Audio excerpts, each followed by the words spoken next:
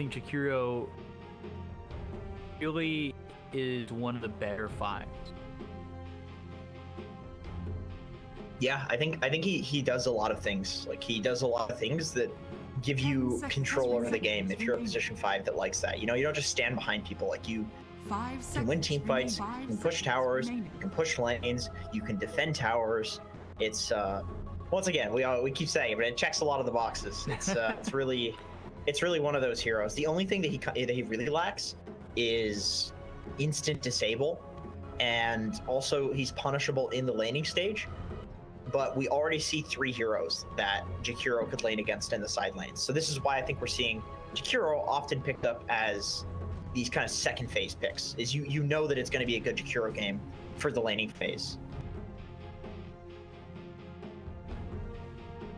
Using a lot of time on these second phase picks for both teams. Midas Club almost totally out of reserve time, and Beascoast has used 1 minute and 10 seconds so far of theirs. Wow, SF, Chris Luck SF. That's a classic. Yeah, so going to the Shadow Fiend, a hero I think we're yet to see so far in the event, especially over mid.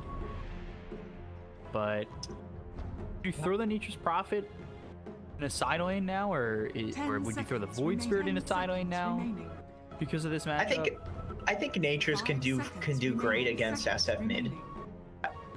I imagine Void Spirit would probably be okay too. I mean, it should be like a 1-for-1 with SF taking the slight lead, but you can definitely kill the Void Spirit. I would say if you're picking between these two, like who goes mid, it would be probably you would probably want Nature's mid and Sand King. So that does reveal that it's going to be some sort of side lane, or maybe a mid lane Nature's, maybe a position 4 or 5 Nature's, but it's more than likely mid. Sand King side lane. Okay. We don't see exactly what it's laning up against though. And we saw how potent the Enchantress was against the Sand King. Like, you just walk into a Sandstorm, dust him, and then slow him. And if you can get like a Gyro or some hero like that that can just run down the Sand King, it can be really rough. Let's see, what are some Hector heroes to get here? Would he go Jug or Wraith King? Yeah, Jug would be good. Jug would be good against the SK. I would say Bloodseeker, but it's banned the better heroes against Sand King. You could still Riki. I think it's a good Riki game outside of the laning stage. You'll probably do fine against SK. SK will also be fine in that lane, and maybe you want to dominate him more, but Riki's good with the Grimstroke, really good with the Grimstroke, because you throw the bubble on him and it gives him the disable that he desperately needs. Cloud would be really great with the Enchantress too. Similarly, you have a hero to pair up with the Smoke Cloud. You just slow into Smoke Cloud. And it's just a really good Riki game. Great against Void Spirit. You can pick off Jakiro in the back. Nature's Prophet feeds around the map. 5 seconds remain. It's like, oh god. I mean, It really seems like it could be a game where he goes off on. Yeah, you could also Ursa. I mean, Ursa's like the carry right now. For some reason, not banned. Still available, but not entirely sure if Hector's a huge Ursa fan. You don't see him picking it as much as a lot of these other carry players. Spectre's good for the game, I would say. Like, if you can get to the late game with Spectre, it's very good against SK, cancels the blink. Really good against Void Spirit. You can chase him infinitely. Great against Nature's. You can pick him off. Okay. All right, now I'm thinking Alchemist. Now I really am feeling like Beascoast could pull out the Hector Alchemist and just completely destroy an anti-mage lineup. Anytime I see anti-mage, it's like, okay, there's going to be some sort of timing hero. You want to farm? Okay. 10 seconds remaining. We'll see. We'll see about that. 5 seconds remaining. Riki's good for the game still too. Like, that kills anti-mage, but Alchemist would let Hector do his farming thing that he so likes to do. Riki's more of a, I'm gonna run around and Alchemist. yeah, There's the Alchemist nailing the pick. it's Hector classic right there. I just know he's screaming at his he's go Alchemist, go Alchemist, go Alchemist. So good against AM. Okay, it's a little weirder with an SF, but I think Chris Luck tends to play this hero to kill people anyway. Like, he'll go for the Blink Yules. I know where I'm gonna farm. Supports don't know where I'm gonna farm. They can't read my mind. If you're gonna continue to be mad that I didn't play some exactly you wanted them, let's be real, B-Cup. Are you never warding? Are you just like, I'm this always is a core's warding. job? I get like Be real with me. 20 wards a game, 20 sentries if I'm in a 5. I will buy out all the wards to give you the best vision possible. Because I have seen some people take advantage of this new warding thing. It's a core job now. Good support. Good in the sense that I throw vision down. You need my salve? Take my salve. You need my tangos? Take my tangos. You got it. You're such a sacrificial gentleman.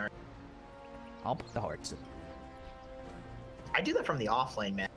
You know, at least you don't have to throw your body in there and feed all the time. It's disrupting. Oh, you are playing off lane actually lately. Off So lane you and know. mid. I've been playing the Viper. Joy. Yeah. No, it's fantastic hero.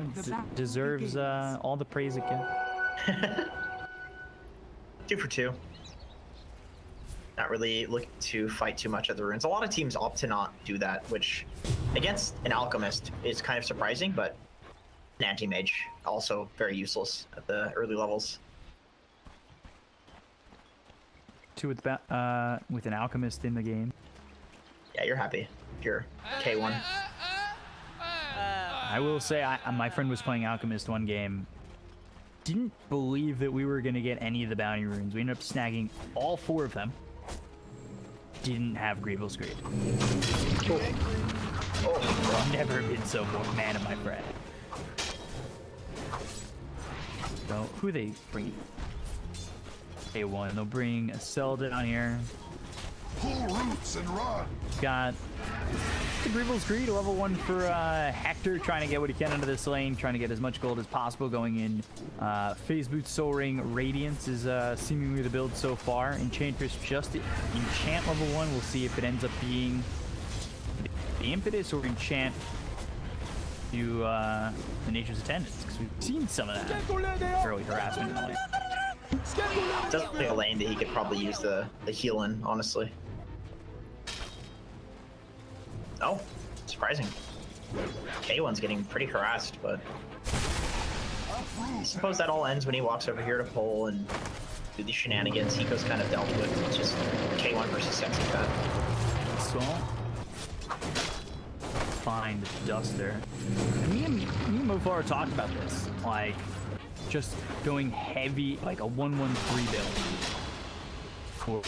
for Grimstroke, going heavy into the Inkswell. Yeah, I mean, I think it's good. I mean, 400 damage at level 4. That's Sexy pretty. Close to good. So is a Sal. They're both trying to just juke around with these salves on them. Courier has been killed. Cells will eventually get popped. And Burrows travels in. That is an easy first blood once they find him severely out of position. Yes, he got the salve off, but he ended up going north. There's not really much he can do, and Sexy Fat joins in that kill. The amount of times I've seen this happen, though, like I'm always just looking at Hector in these games. Like how much CS is he getting? You know what I mean? Like how is he farming? Like should he be getting stopped more than he is right now? You know, like if it costs his entire team to feed, it's usually worth it, as long as he's farming.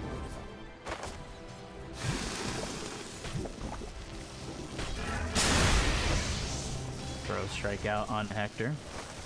He's doing okay. Not amazing, that's for sure. Only 9-0. Certainly keeping away from the creeps with the harassment they've been able to output, but now we've got ourselves a quick go to pause.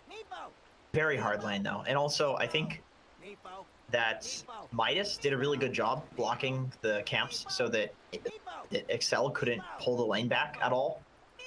That's been a big issue here, is that the lane has been pushed out directly in front of the tower, and you know, Hector being the safe sort of, like, arguably the safest carry player on the planet, it's like relevant. He is not going to walk up and take damage to hit the creeps. If he thinks it's gonna get him killed, you know, he's all about that farm and that efficiency. So really, the lane just needs to get pulled back, and that's kind of on Excel to win that warding battle, and on Midas also to win the warding battle as well. But man, the amount of times in pubs that I have, because I'm an offlaner, right? So I play against Hector all the time as a carry, and you just shit on him in lane. You just completely destroy, and he's Alchemist. And he just goes and hits jungle for 12 minutes, and he comes out and he's got Blink Dagger, Abyssal Blade, Assault Cuirass, and he just destroys your face. It's every game. You know, you cannot. You really need to keep the pressure on Hector relentlessly. Well, well. Give him an ounce of room, and what is it? You give an inch, he'll take a foot. I don't know what the saying is. Forget something it. like that. You give him a yard, and he'll put his foot in his mouth. Something like that. Like he just the reason for it is he basically plays as if there are no enemy heroes on the team when he's Alchemist. Like he just plays to take the greediest farm possible and expects his team to defend him. And it puts so much pressure. It puts so much pressure on the enemy team to kill him.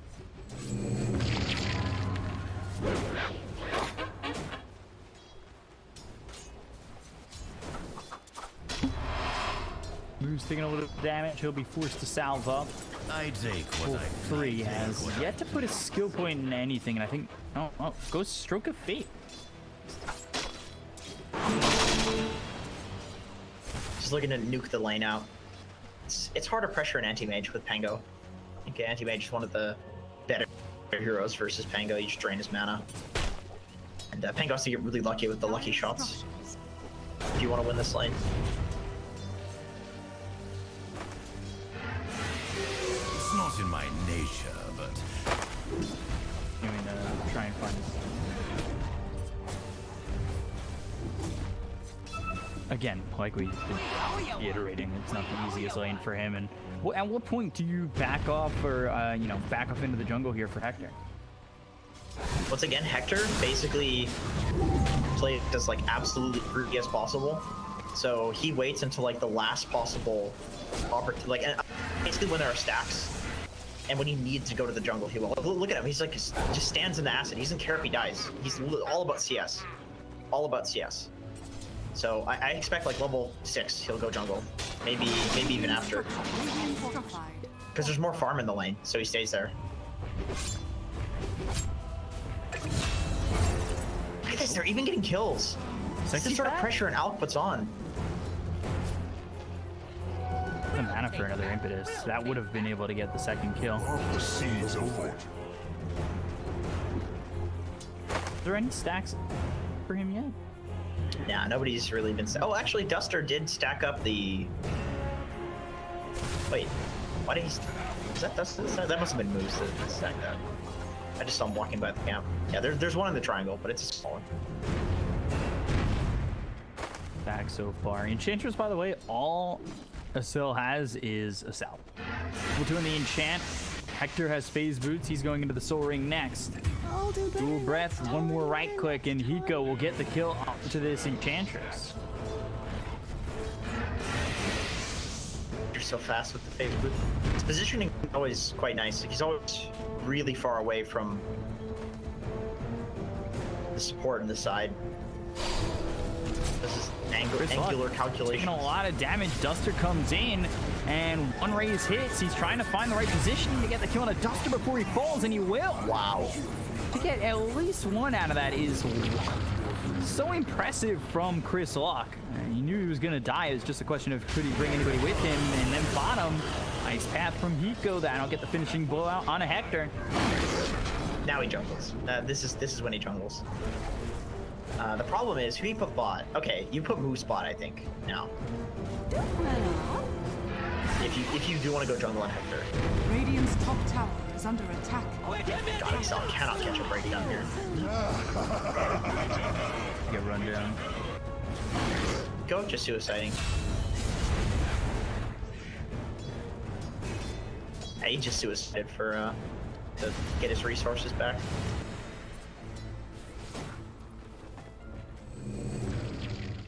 Hector does not have a TP, so it looks like he tried to TP out away from that death or something like that. Radiant's bottom tower is under Happened. attack. So he's walking there. He's walking all the way back to lane. Buster's now joined bottom. Seems like it could get harder and harder, but there's Whisper with the swashbuckle. It doesn't really get them anything. I'm surprised both of them came bottom. Link on the loose here with the King Swell stroke of fate with a slow swashbuckle, and Hector gets a kill and a duster.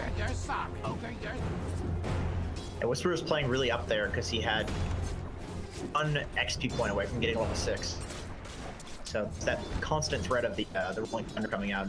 This protects Hector. It gives HFN complete free farm, but it's an anti-mage versus an Alk. Like, this is hugely Alk favored, just because Alk farms way faster. Unless he dies, then he does. You sought to bargain something. Dead. Murdoch gets the kill there on the Hector. Radiant's middle I wasn't tower looking. I is thought you were under being attack. hypothetical. Is under attack. Oh no, Over at the very real. anti-mage.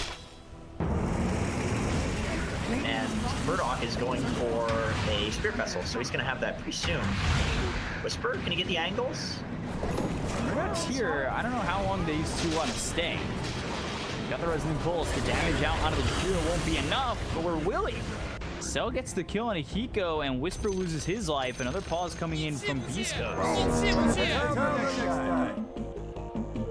Hector DCs. All right, we're going to take this time. What is it that I type in to see ping? I'm curious to see what the ping is of the Brazilian players too. Is it dash status? That's not working. Slash server. Slash status slash server. Dota 2 shit ping. People in chat are probably. Oh, it's just ping dash ping. Next time. Very curious. I thought that was the check just. Oh, come on. Yeah, that is definitely not working. Keep an eye on chat. Radiant's bottom tower is under attack. Right now, though, when you're up against an Alchemist, it's certainly a great feeling to have yourself a little bit of a net worth padding. They've got a 2,000 net worth lead, with Murdoch leading the way and Anti-Mage 400 gold in front of this Alchemist. It's rough because Whisper didn't do quite as well as maybe they expected in the top lane, so they just kind of ditched that lane. Chris Luck is doing well, but there are just like 2 side lanes closing in on Beascoast, and they really need to create some space for Alk to farm, so I think Chris Luck needs to start getting involved. He's working towards his Yules, and that'll be nice, but he needs to get involved a little bit before that.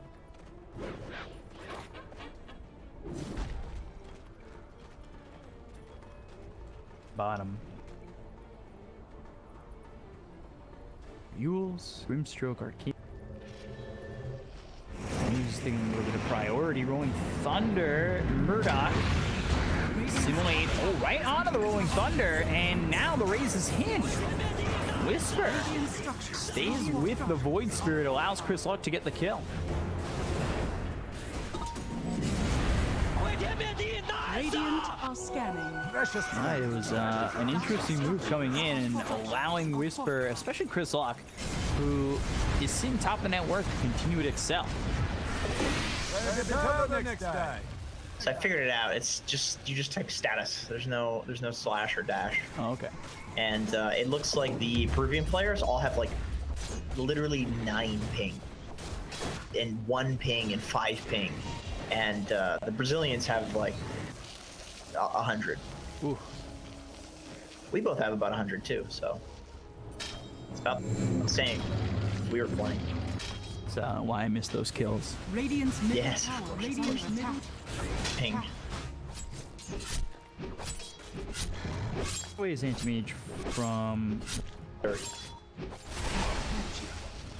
Dire's top tower is under There you go. Careful, big boy. Coming over, they Radiant's middle won't tower grab is the under kill. attack. They're pressuring the tier 1 tower top. But he Radiant's middle comes tower has back middle tower onto the has high ground. fallen. Again, playing without fear. Yeah, this is what he does, man. He just Is under attack. makes you stop him from farming. You know, like he just keeps walking back up. Oh man, Hector is hilarious.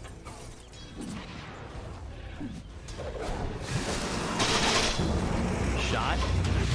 Wash from the wind. The Astro stepped away. I don't think they'll be able to catch up. However, right on a Duster. Allow Chris Luck to get one, maybe multiple. As Eco here up against 3. Stroke of Fate hits him with another raise. Chris Luck gets yet another kill. He is now 4-1, and with Chris Luck doing so well and Hector starting slow, he's the key to definitely allowing Hector to open up this game for himself. Radiant's bottom tower. Yeah, he's definitely the holy key. I mean, he needed to do well, given that Pango's game was not going so great. I guess this is what happens with Pangolier though. Like he fights with his ultimate, you know. K1, man, he plays up in your face. He just knows he's immune with this ultimate. Two with the Vessel on Murdoch, so they can't kill K1 if they move him over here. The best creep to get those golems. Oh yeah.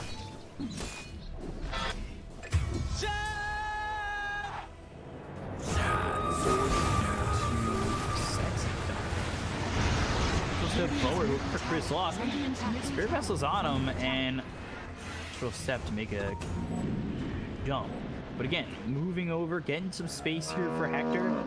Lose the Shadow Fiend. I think you're fine with that. Yeah, exactly. And Hector makes his way towards bot. Excel kind of playing in front of him just to give him vision. But it looks like Midas wants to continue shutting him down. They just keep running towards him. You have to stop at his farm. You can't just take his towers. Gonna go after Excel. Spirit Vessel. Yeah, misses the dissimilate. It's taking a while to kill this Enchantress. There's the Requiem on a Sexy Fat. They'll get the kill into the Sand King. A 1-for-1 trade, benefiting the side of Beascoast and continuing to make space here for Hector. Killing Sand King's pretty good. I mean, it's the big beefy boy that runs in first. You know, half of the disable of Midas right now, so killing him means that for the duration of his death, basically they can't really do anything. HFN though, the whole time he is farming, he does have his Battle Fury plus his treads, so he's doing pretty well. You can't forget about it. I mean, even though it is countered by the Alchemist, they've done a really good job at shutting down the Alchemist with the other heroes.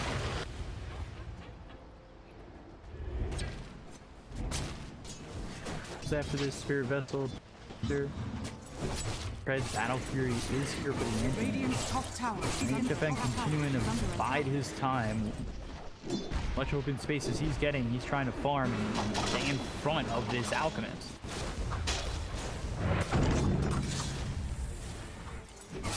There he is. Got his Radiance.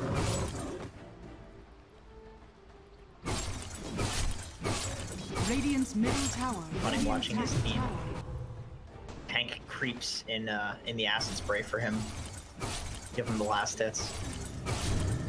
Little efficiency like that make Hector, you know. Radiant's top tower is under attack. Dire are scanning. Where?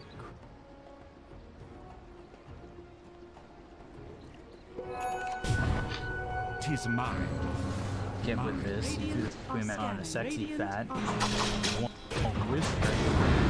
Maelstrom, he doesn't exactly have that much. He's sitting pretty far behind Sexy Fat. Looks like he might even die again, but gets into the Rolling Thunder. Stays near the tier 1, maybe back on the Duster. Thinks about it. Doesn't hit him. Swashbuckle avoids the Burrow Strike. Whisper. That's one of those.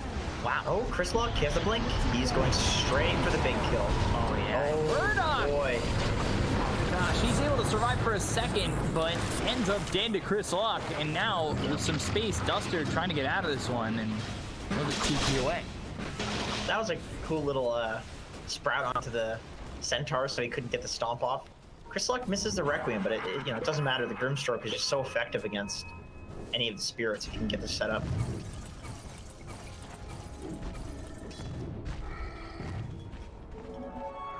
More and more you take the attention away from the Alchemist, the more he'll be able to farm.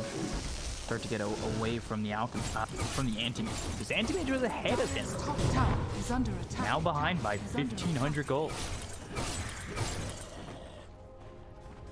Yeah. Got that Radiance. He's working on his center. Chris top lane. caught. Sexy Fat getting that kill. Help there from Murdoch, and that's a big kill to get. Taking out that Shadow Fiend, the one space for Hector. Yeah, he's the pacemaker. He's keeping the game going. So, with him dead, you can basically do anything you want as Midas now. And soon that's not going to be the case. You have, look at this. Oh, this is so funny. They have an Alpha Wolf. Excel just sent an Alpha Wolf to sit with Hector and give him a little bit of extra farming speed. Just the respect people have for Hector's ability to carry the game when he does get his farm. I think that definitely helps him in his quest to be the best farmer in Dota. But you have to earn respect, you know. So yeah, he did his time. Creep wave will acids efficiency so far. Chris Lock, what's the play? Blink, Yule's Blink, BKB? Probably BKB. Yeah, I think so. I mean, especially considering he's just dying to Void Spirit. It's all magic damage. Anti-mage is not going to do any physical damage for another 2 or 3 items. So BKB seems to be the best like preventative measure right now. Or he could be greedy and go for travels. And honestly, I kind of feel like with Chris Luck, he tends to be greedy, even though Hector's on his team. His team is just nuts. So I'm just gonna guess he's gonna go travels because it's Chris Luck. No, he's going BKB. He's being a good boy today. Poisman? He's being Chris Luck, not Chris Brown. BKB could is under attack. even allow them to fight a little bit more. Like, yeah, they're looking for pickoffs, but BKB definitely Chris Luck the option more. Definitely the choice, but I think Chris Luck sometimes chooses to be flashy over reasonable. It's part of what makes him interesting. Player always goes for the flashy builds. Always. We'll see. He can still switch it.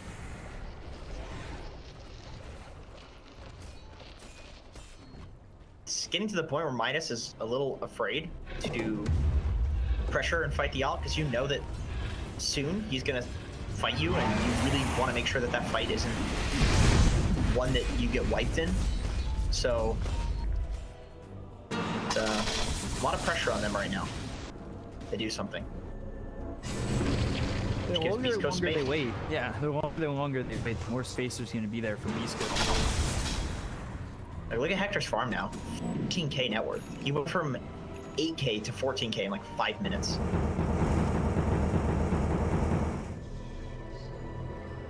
He just gets the best creeps too. Look at the golems. Easy money. Here it is, at the center, out. Cell, North of Sydney got the silence down to the sexy fat as well as the soulbind, but already losing moves too. Here's the Requiem. Chris Luck gets the kill on a sexy fat. They'll try to kill off Murdoch, but with the Astro Step, he's forced to Yules himself. Got the ice path right on him. Chris Luck low. Chris Luck dead. The Requiem in death. I don't think this is going to be enough. Anyone tries to come over and maybe find a kill or two, but the ice path and Hiko. One shot, so which would have been the killing blow. But Whisper, Sprout, Swashbuckle, 8th Remnant locks in Whisper, and this should be yet another kill for Midas. Man, Hector has a Hyperstone too, so that must have been like a number of frames that you could count on your fingers off of Hector killing Hiko there. Like, that's how close it was. Dire's middle tower. He was just about to swing his auto attack. Radiant structures are fortified. Invisibility.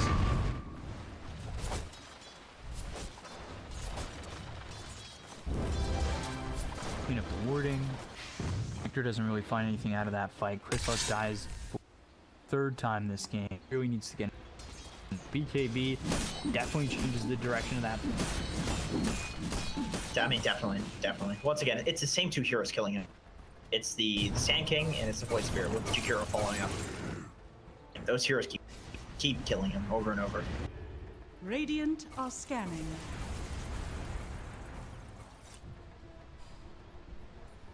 Hero with farm priority. Usually getting in Ags here. He's 2,800 gold away. Huh, interesting. I would honestly like to see him get the Yules first. I feel like the pick-off potential that comes from that is probably more value than the Jakiro Ags. I'm not a huge fan of that Jakiro Ags. It's just damage, right? Like, you already have damage from your Anti-Mage and Sand King and Void Spirit. We'll see. It's just weird because, like, what else do you get, you know, on Hiko? Step down, they have to get there. Hector in a lot of trouble, and he is gone. Hero to get it. Chris Luck throws a Requiem at Duster, but that is just position 5 gone, and Chris Luck's been spotted, so he'll die as well. HFN coming to join the fight for the first time. He's got his first kill of the game as he engages in his first back and forth. You see what I mean about Hector, though? Like, the guy plays with the biggest balls on Alchemist. I don't know what it is about Alch. I swear, he plays safer on Wraith King than he does on Alch. He just plays... Under attack. When he gets farmed, Under attack. Radiant's bottom but when he's behind, it can look like this. And by behind, I just mean, for Hector, this.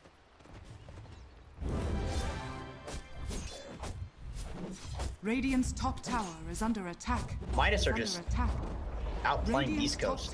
Has fallen. They've been chasing the Alch around really nicely for the majority of this game, and as a result, their heroes are actually strong enough to take on the Alch, even though he's farmed now.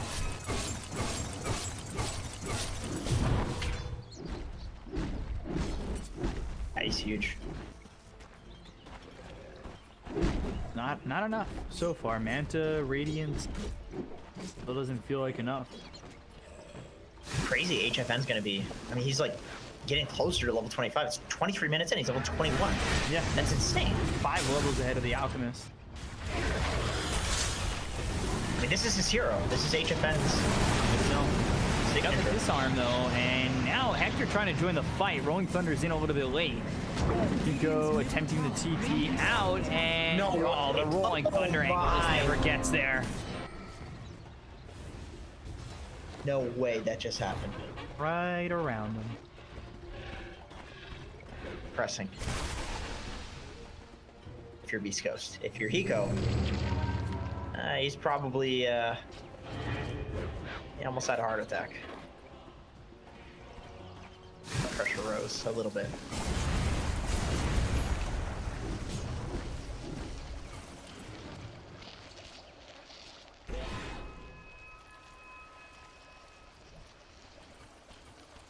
Too much more. And look how farmed Sexy Fat is too. He's more farmed than his mid Void Spirit. He's almost as farmed as Chris Luck. He's got a full pipe and a Vanguard. Blink to boot. This guy is huge.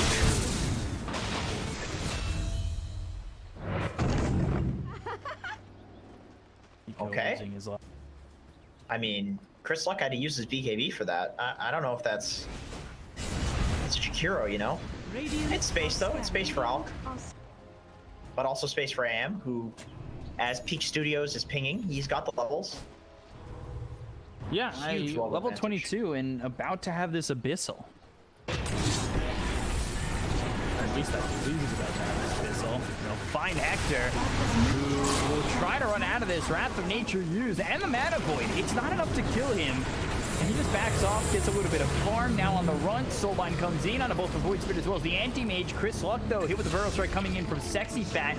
He doesn't have a BKB for 22 seconds. They'll get the kill on a Duster, but they lose Chris Luck. Dire's middle tower is under attack. Dire's middle tower. Yeah, nice little bait play there from Midas, baiting the rune. They're really punishing Hector for his greed in this game. As we see him running away from the fight, almost dead, he just starts hitting the easy camp. That's some Benny Hill stuff right there. We're gonna lose this fight. I guess I'll just go back and farm a little bit. Yeah. That's all he thinks. Man, he dreams of farming neutral camps. I swear, this guy has night terrors. Whole jungle's empty. Wakes up, heart pounding. Here for Anti-Mage. Radiant's bottom tower is under attack. Abyssal Blade now, fully finished for the AM, so Hector cannot make an escape like that again in the next fight. HFN will be on his tail.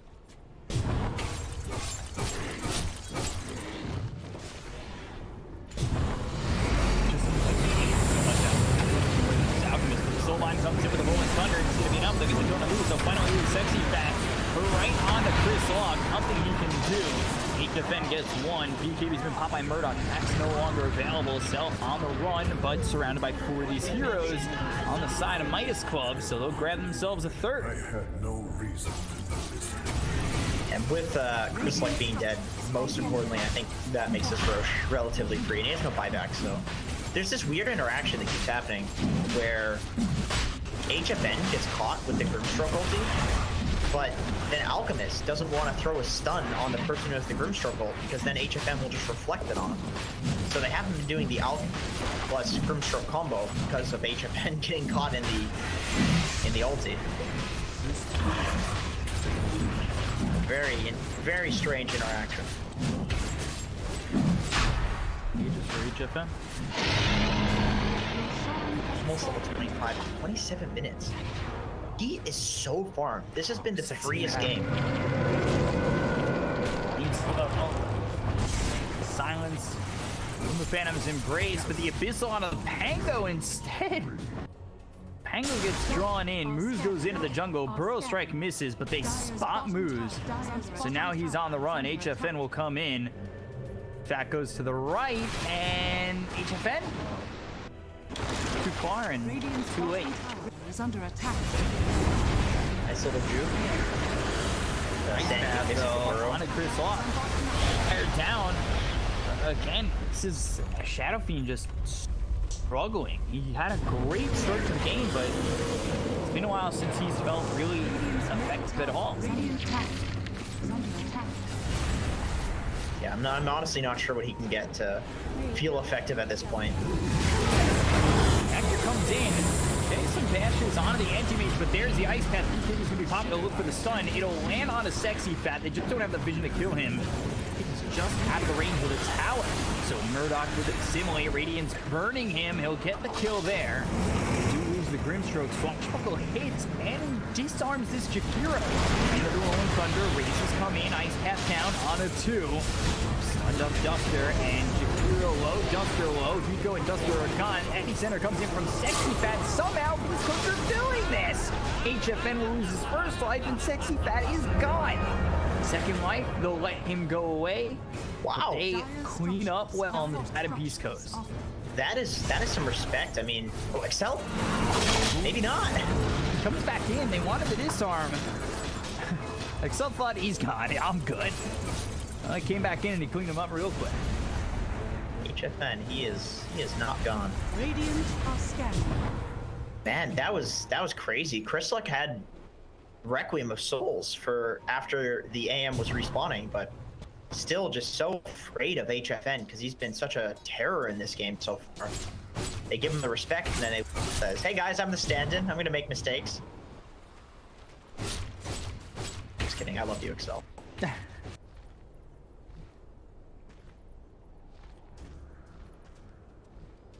So a good fight overall for Beascoast.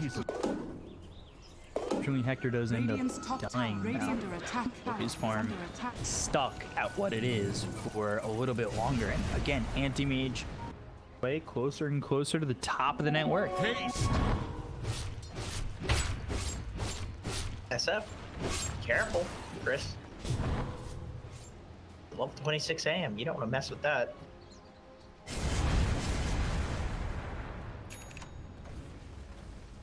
Spell magically is plus 20%. Yeah, really important in this game too. Lots of magic damage. Everybody except for Alchemist, basically. It's a greater fairy fire on the ground, HFN. He doesn't even care. He's not gonna waste his time. Okay?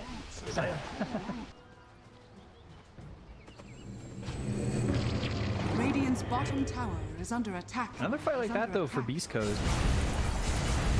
I don't know if it's so easy for them to just run away with the game and take objectives. Certainly be a step in the right direction. almost got the Abyssal Blade, which will allow them to Ooh, Abyssal. maybe have Radiant's Hector bottom tower- kind of Radiant's come up and bottom fight. tower. Yeah. So,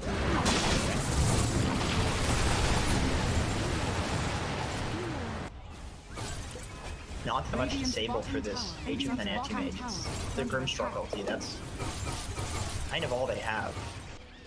It stands. Vector is getting closer to his Abyssal Blade, though. Maybe he can duke it out with HFN. Somebody cancels Lincoln's, though. go up to form this creep right there, but go away. Space for Hector to farm. Radiant structures. He can buy Radiant out structures once are this Abyssal fortified. Blade. It's extra control. The double damage on Chris. He's not a right-click build, though, so it's worse. Hector's got his full Abyssal on the courier. Good time to fight if you're Beascoast. Radiant's bottom tower is under attack. Your bottom. Got Pico to hell. Never did go into that ag. Windtagger, Yule. But up on top of this fight, Soulbind Abyssal Blade, that stuns up too. He also throws out his Unstun. So it stuns up Sexy Fat once again. They get the kill on it too. They lose a cell. Murdoch forced to leave. Duster sprouted. And all of a sudden, Abyssal's in and the Mana Void. HFN in and out just like that. Grabbed himself a couple of kills. 2 for 2. It's not fun to be in the supporting cast of an Alchemist AM game. You know you're just gonna be basically food for the big beefy boy on the enemy team. Whisper, Rolling Thunders have been fantastic this game. He's been hitting so many heroes with them, and also stun locking them. K1, HFN, carry battle. Come on, guys, man up, both of you. I want to see the epic carry battle between these two. Screw the teammates. Like, let them fight each other. You know, I want to see K1 versus HFN. Cell doesn't want to be here. Or does he? Lincoln's and they get the Abyssal in. That would be a chance to kill HFN. Going for an Aghanim Scepter. I'm wondering who he's going to give that to. Grimstroke? I think probably. Is it worth... I mean, yeah, it would definitely seem like a Grimstroke kind of thing, right? The Dark Portrait feels great putting it on there. Yeah, that seems really damn good. I was also going to say, is it worth getting everybody in Ags? Like, is that Ags buff for an Alchemist worth it? I mean, yeah, eventually. Eventually it is. It does. I mean, it gives you a lot of extra damage that other heroes straight up cannot get. But then again, you know, Rapier is such a good item that I feel like Alcags is probably irrelevant. I was about when I would finally Dire are scattered. either mention... I was thinking Divine Rapier myself, but I don't know if it's exactly the call. It seems like both these position ones are vulnerable, despite the fact that has not died. There's still, I would say, the feeling of the opportunity. Definitely. Rapier and AM doesn't feel all that great anyway. It's like a 7th item that you'll You go give the for, Ags you know? to Pango. Okay. Okay. So look, get the Rolling Well- Thunder. His Rolling Thunders, like you said, have been so good. You get, you know, the Rolling Thunder with a shield crash in, with Swashbuckle. Disarm, yeah. The constant disarm and anti-mage seems pretty strong. And the Grimstroke is also level 15, so... Chris Lock dead. Now here's the jump. Abyssal use on a Murdoch with the Soulbind. So they have locked up this anti-mage. Can they keep him locked up? Yes, they can! Oh my lord! And he does not have buyback. They're gonna look for more. Can they get anything else out of this? 30 seconds on Roche. Oof. If that was up, that could be game. What timings and again with the soul bind, everything on it. Duster throws the Wrath of Nature, but he's got the Nature's Attendance. Hiko comes in. Don't have buyback, and I think maybe Beascoast are going to get a feeling for that with nobody buying back on the side of Midas Club, because you could come in and turn around this fight the way it's going so far. Go after Sexy Fat. Hector doesn't have the ulti for 4 more seconds. Duster, though, he's been dusted, and the Swashbuckle is enough to kill off the Nature's Prophet, and the Radiance Burn burns out Sexy Fat. And once again, we have a team dying on their base with no buyback. This is the story of every single game today. And Roche is up. They can go high ground, they can Roche, they can do whatever they want. It's just Hiko. And he's not even in base. You gotta think that without those buybacks coming in, you get the feeling they don't have buybacks. Absolutely. Dire's top tower.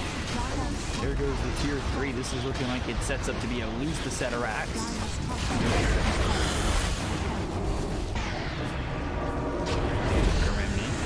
Set up into an ice path, but it's on cooldown still. Seconds to work with. Actually slow. Duster ice path. He would keep this Alchemist alive. He'll be KB. And now Antimage's back. He'll use the Abyssal Blade. But look at this Rolling Thunder. I mean, this is disrupting HFN. Momentum's looking for the Mana Void. Never gets it off. Soul Body is out. Do they leave or do they go? It seems like there's maybe an opportunity for Beascoast, but with Alchemist sitting low enough, do they want to make the jump in? They do. He goes after Duster. Ice Path is down, locks up the Alchemist. Ink Swell on him, doesn't stun up anybody, and they're trying to get onto Whisper. They can't get onto Whisper. Duster's gone. He goes out. Silence on the Murdoch. BTS. Finally, Whisper's dead. Burrow Strike from Sexy Fat on to Hector. Requiem pushes back these heroes, and now they look over at HFN, who's got the counter spell on him for just a split second. Goes in with the Abyssal Blade out onto the Alchemist, and now everything else will follow. Hector can't get out of this one, and he doesn't have buyback. How is this possible? Chryslok is next. There's the Burrow Strike with the Ice Path, and everybody around him to take him out of the match. Right in front of Roshan.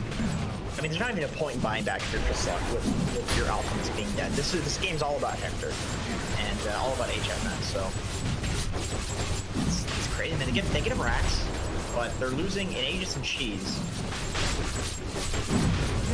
It's gonna go about back to even, I think, when all is said and done. Because there is the racks advantage now for Beascoast. If they can get anything else. A lot of time without Hector. I can't believe he bought out on a Moonshard. Look at that, the double jump. Aether Remnant, Ice Path combo. Grimstroke's dead, no buyback. And they might just... I mean, what is Chryslok going to do with the South? That's a good question. They are considering... It looks like they're considering Roche, or sorry, Throne. They're pinning it a little bit, but they don't know the buyback status is the problem. You can never be sure. Have Rolling Thunder available now on this Pango. You might need to go in with it, but at this point, I think you're committing to the fact that you're 2 racks down. HFN's going for a rapier as well, so he really wants to seal the deal with this Aegis. He's got it if he sells his treads and his wand. I'll take your tribute. So now Seeds of fortune. it all of a sudden becomes a can Beascoast emulate Eternal Envy? Yeah, I think that's about the only option. Although Hector has queued up a Lincoln Sphere, I think he needs a rapier. I feel like I've said that about 12 times today. Insert chat saying, does this guy say anything but rapier? They're not wrong. They're not wrong. I mean, we've gotten like 7 today, so, you know. Yeah, what's 7 more? No big deal.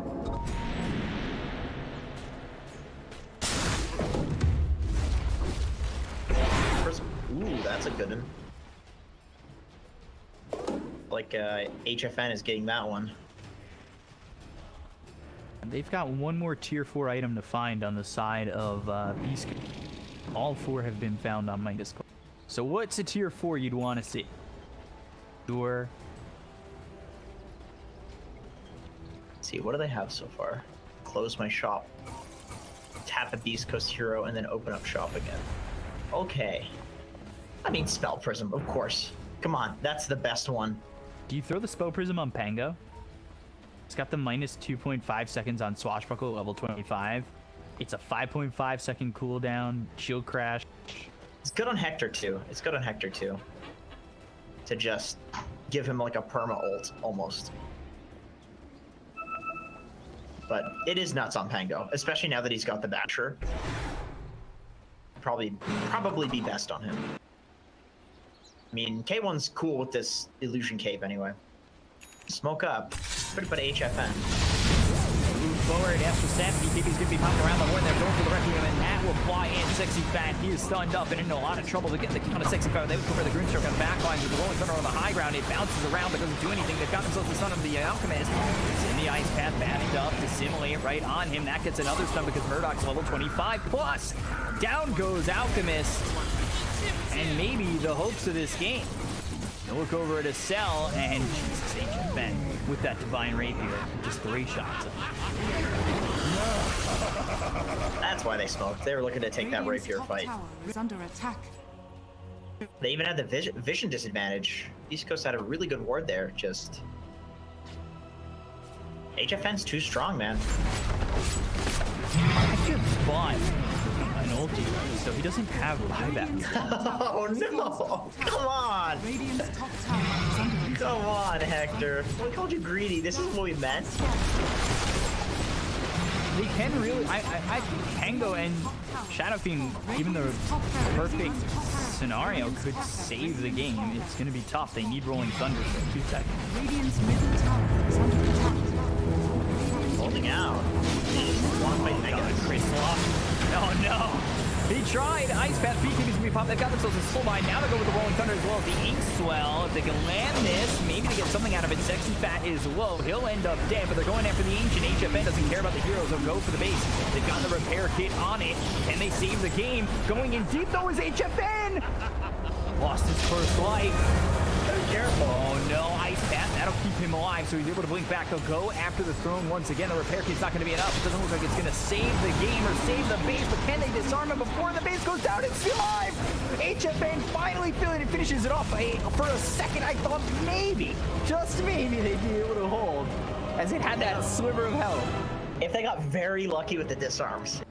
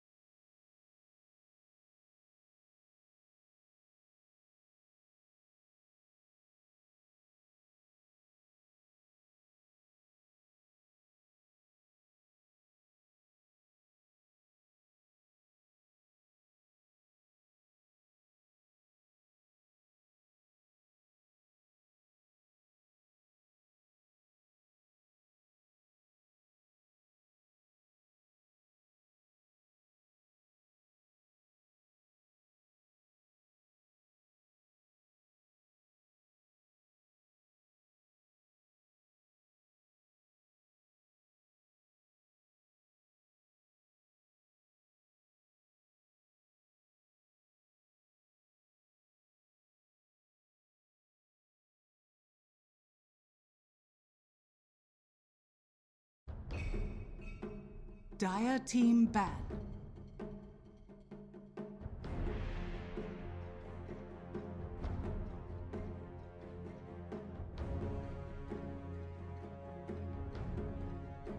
Radiant team ban.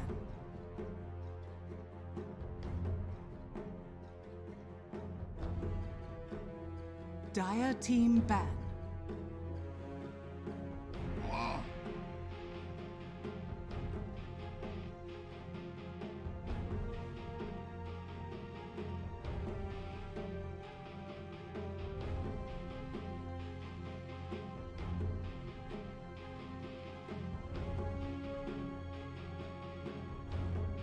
Ten seconds remaining.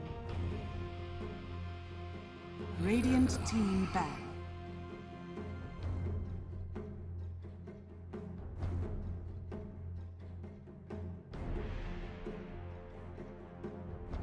Dire team ban.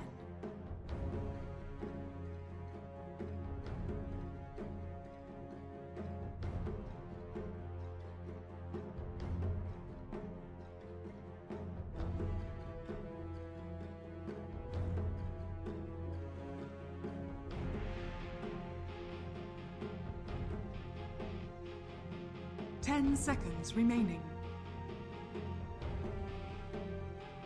5 seconds remaining.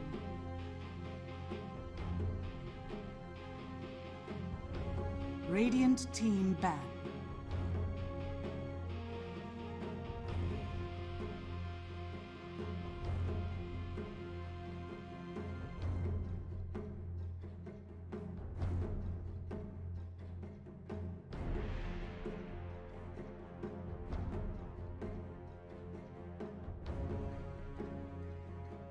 Ten seconds remaining.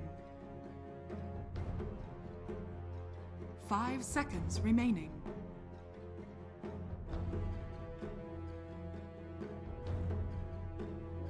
Dire team ban.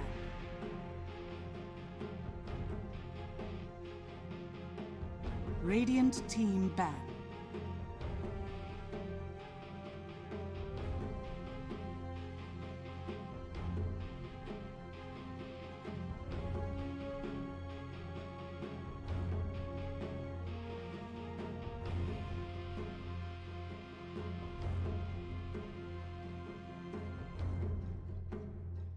Ten seconds remaining. 5 seconds remaining. Dire team pick. Radiant team pick. Ember spirit.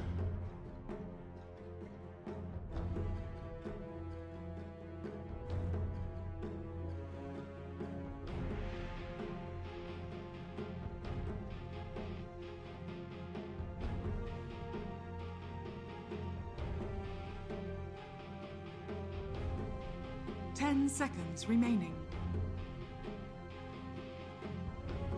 5 seconds remaining.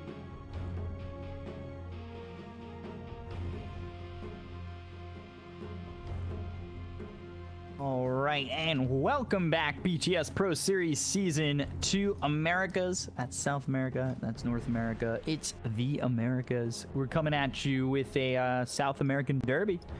Even though I didn't call the North American ones North American derbies. I don't know why. They were North American derbies.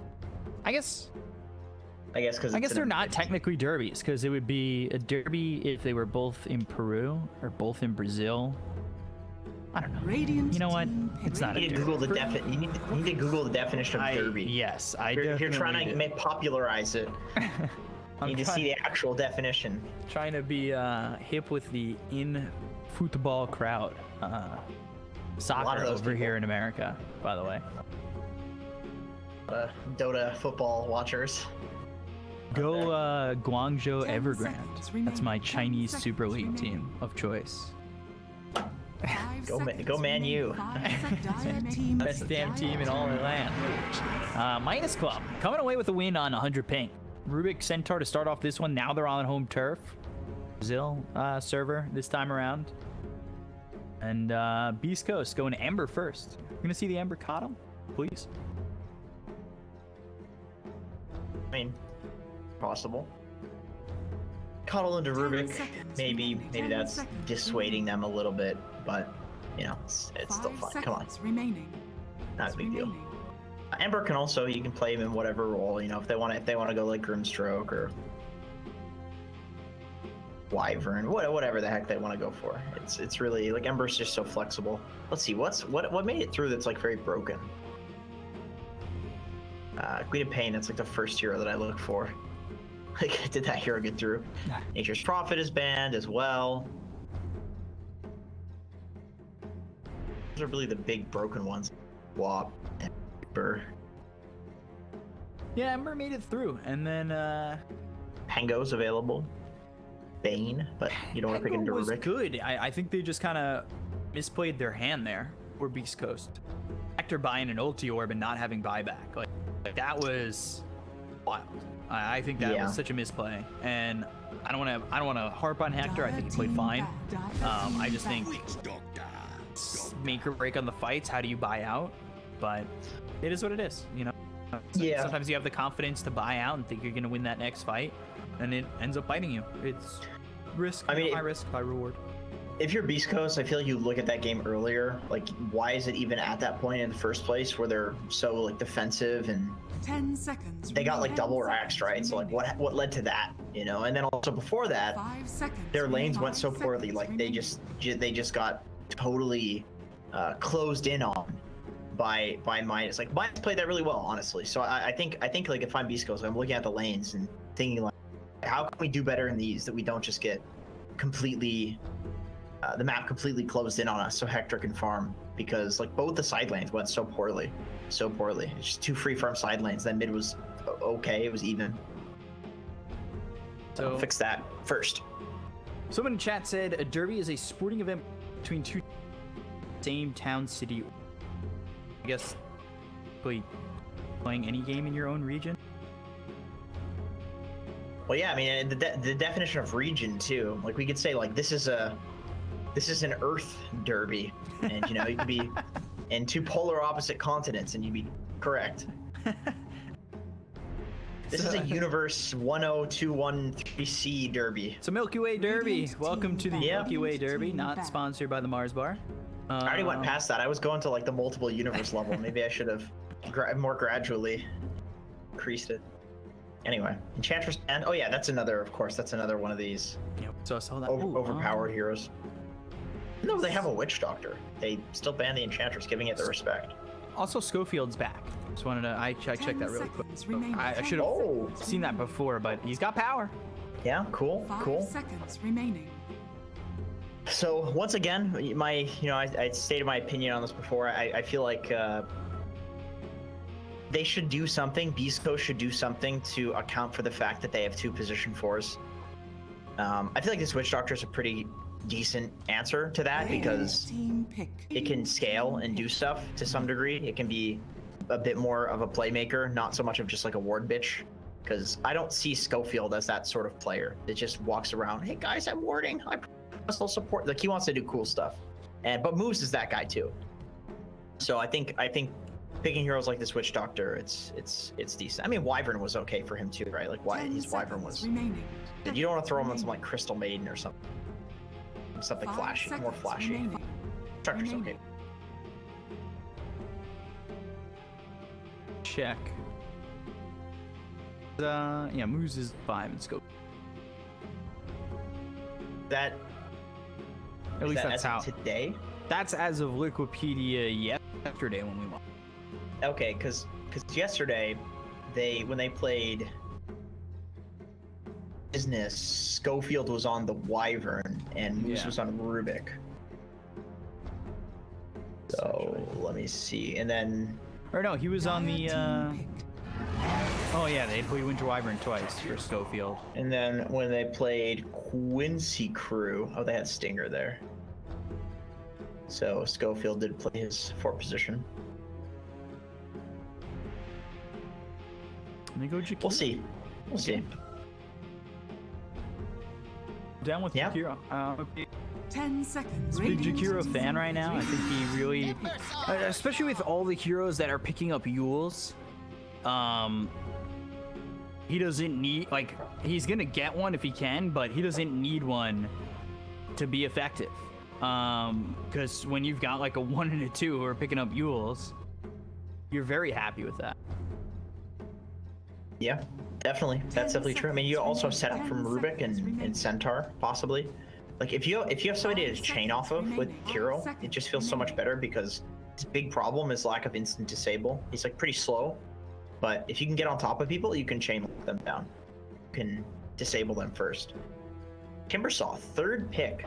So now, if you're Midas, you really want to look to get something to deal with the Timber. You already have a decent amount of magic damage, so I think if they pick something that's like okay against Timber, they'll be fine. Like, I honestly feel like why don't you use Ursa right now? Ursa is a top tier carry, completely destroys Timber.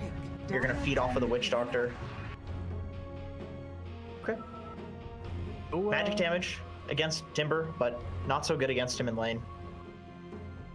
Can we get the mid Viper on Midas to deal with Timber? It's good. Yeah, I could see that. 10 seconds remaining. It seems like he's gonna have kind of a free game as it is. If he can make it past the first few minutes, he'll definitely be able to pick up and get Hood and tank through this magic damage from Midas Club as it stands. I think they need like one other thing that deals with Timber. So Viper, maybe that's the option. Jug, this is the first time we're gonna see Jug in this event, and it's a Hector Jug. And I thought maybe Jug last game for him, and he ended up going into the Alchemist, which didn't work out, but seemed like the right pick at the time. And now it's another Hector classic. 10 seconds remaining. It's a really good Jug game. Like, what do any of these heroes do versus Jug? You have Centaur, who Jug destroys in lane because you just spin on him, and Centaur's really great against people who like to right click in lane, and Jug just spins. Who has dots you can take off. You have Rubik, who's going to be all magic. You have Luna, you can spin her ulti.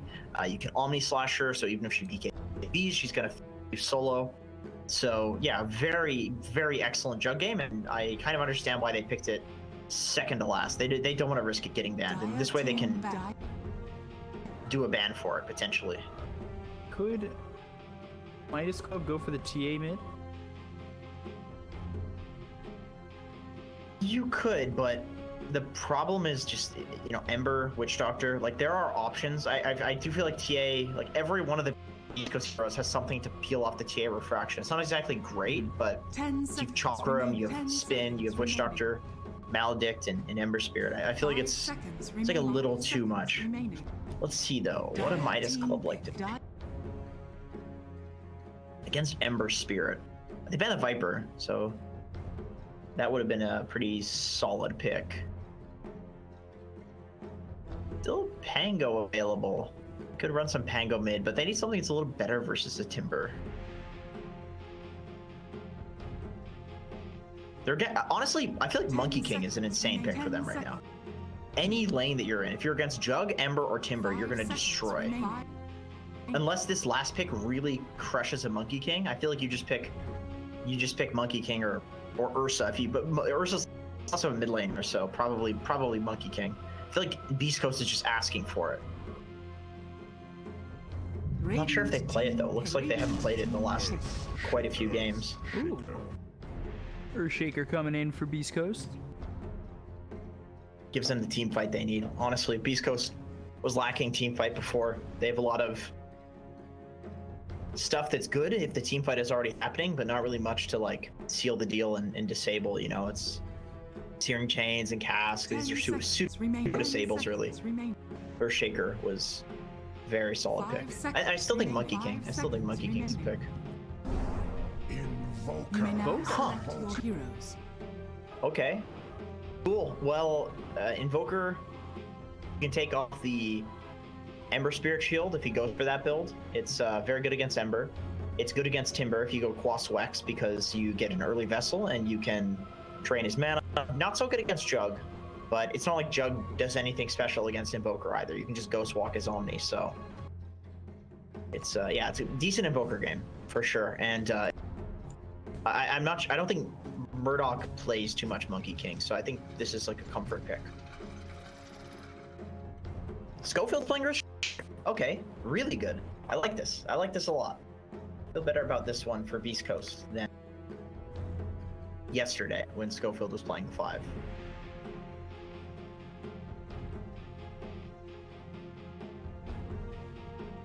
We'll see Midas Club, because now they've got the server, if that is a legitimate thing, and we saw maybe it wasn't there as Midas Club took the victory with the ping deficit.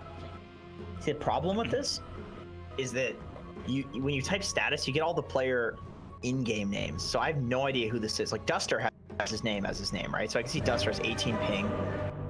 This user has no known aliases, 11 ping. I'm gonna take a wild guess and say this gentleman is Brazilian. Moose has 89 ping.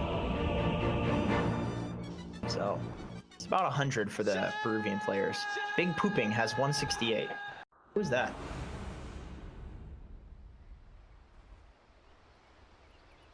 Oh, themselves. Disgusting. I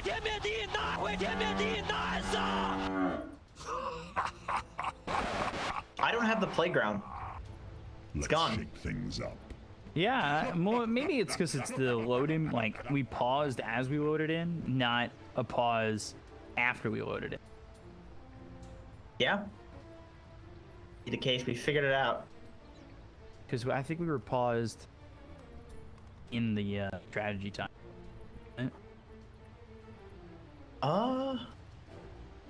Were we? Because there's some heroes out of the base. So, I don't know. Maybe it takes a little while to load in. Very weird.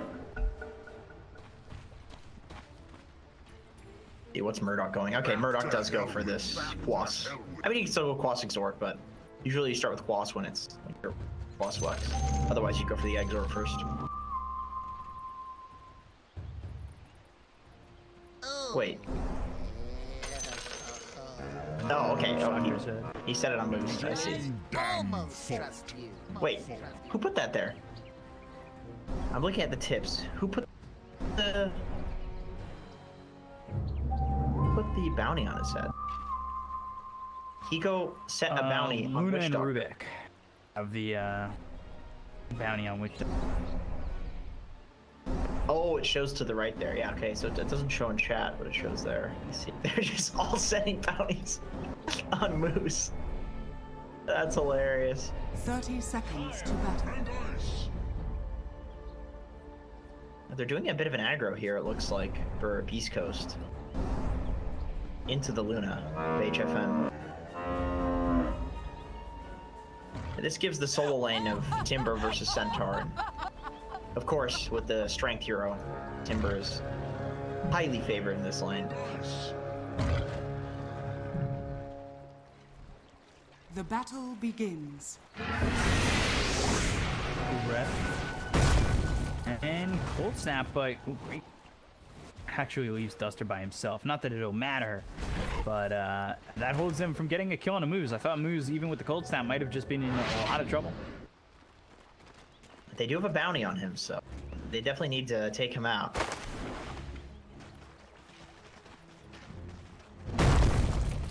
You know the weird thing about this top lane? What's gonna happen here is Whisper's gonna press 2 Whirling Deaths on Sexy Fat, and then he's gonna say, screw this, and he's gonna go cut. And then both of these heroes are gonna get giga farmed up here.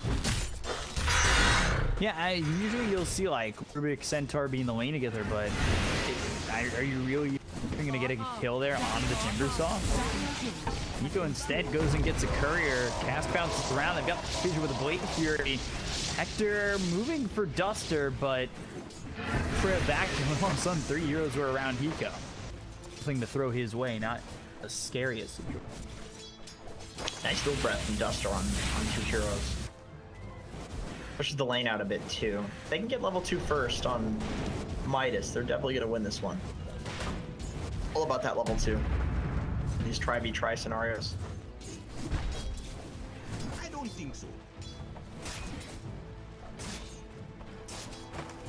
Telekinesis level 2. And Duster will have his liquid fire to work with. He's more attack slow. Burn damage. Does a lot at level 1. More than 50 damage for free. Cool. I'm not even a huge fan of telekinesis level 1. It just seems so bad. Definitely is, but you know, she's bad at arcane supremacy. I guess so. Cast bouncing around, Fissure there to block HFN in with Blade Fury and the damage coming through. Lucent Beam is out. Hector one more shot. He'll eventually drop. Pico has Fade Bolt in just a moment. Can he claim the bounty? Is he going to go for the bounty? Well, he's already south, so well, he wanted the bounty. He won't get it. That's hilarious. He needed to. That's one of those situations where you just didn't click Moose's inventory and see that he had a salve, and you're just hoping that he didn't. Oh, and here's the creep cutting we talk about. All right, offlaner versus offlaner shenanigans begins. Yeah, honestly, you need for a Fade Bolt. Yeah. Oh yeah. For that poor position 4. To be able to afford it, words don't cost money. That's true. Greedy supports. Instead, he's got boots. Now he's got a mango.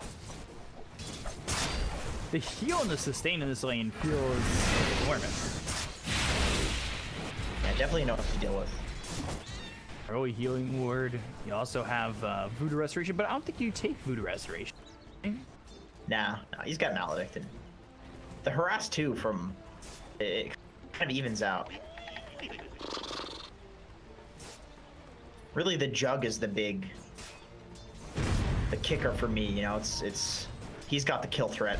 If he can get a good spin, a full duration spin on somebody, then they're dead. Luna doesn't really have that exact kill potential that Jug has. Not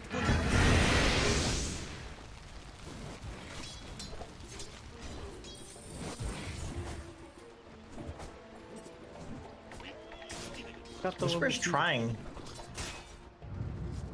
Chasing Sexy Fat. I think Sexy Fat might be dead. Oh yeah, he looks dead. Yeah, he's got a rolling death in a second. Is under attack. Quick kill. When you hide in the trees against a Timber, I feel like you're almost asking for death. Definitely, especially because it calculates a stat loss before the whirling death damage, so he is most certainly dead. I don't use the lane going really well in terms of CS for Whisper, but he gets a kill out of it. So beyond happy with that one. That's exactly Centaur. You usually cut at the tier 3 against Timber, because a good Timber will just chase you and kill you. You have to punish them for doing that. Mm-hmm.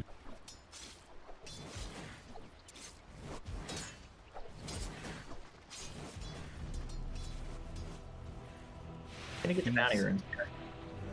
Fill up Crystal X bottle. And...